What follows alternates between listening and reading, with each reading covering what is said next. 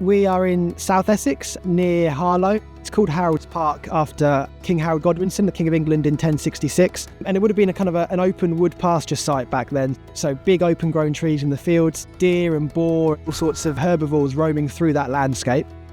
Harold's Park is a great opportunity for Nattergale because of its proximity to London.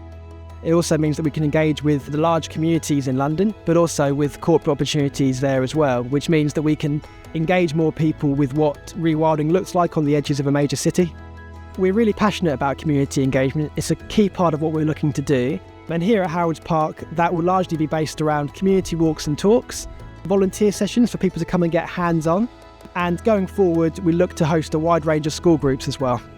So the vision is to restore wood pasture with a mixture of grassland and scrubland and open-grown trees in what are currently the arable fields.